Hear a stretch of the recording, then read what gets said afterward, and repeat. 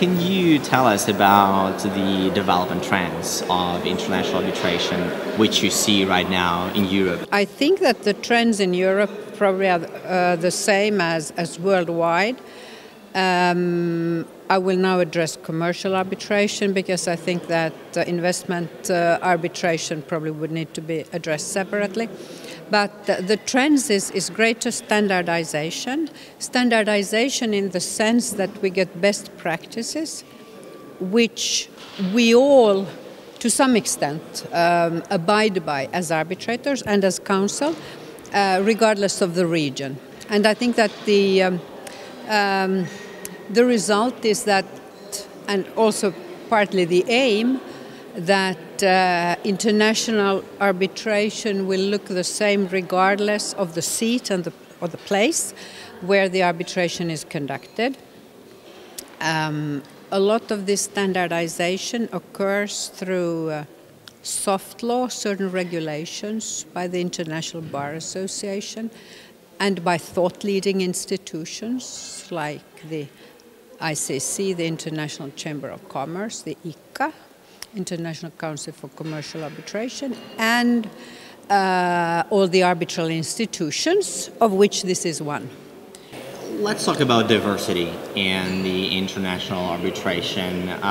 In this respect, how would you describe the trends in attracting various people to the international arbitration?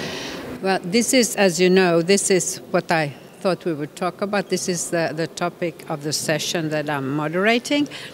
It is a very interesting topic, and I think the reason probably I'm moderating it is that also I am quite old.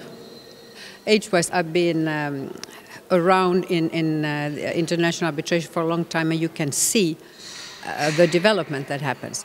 I think diversity we're talking about is it's not only gender diversity, it is also cultural. I think when we talk about diversity, even jurisdictional diversity.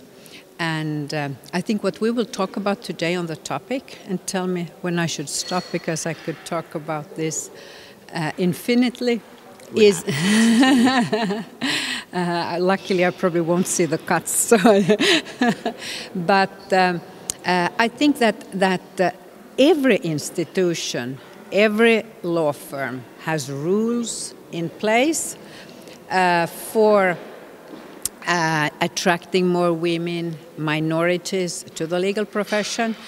Very often they excel, they do very well, and then they leave at some point. They are not represented in partnership. And also you don't see them so much as arbitrators. Women or minorities as we define them. I think that what we would like to explore is really how do you go from changing the rules, having rules for how you do various things, to actually a shift in paradigm, you know, the transformative change where we actually understand that different talent always makes a better practice generally. It is not affirmative action only for the sake of those concerned. It's also that we need the diversity for good decision making.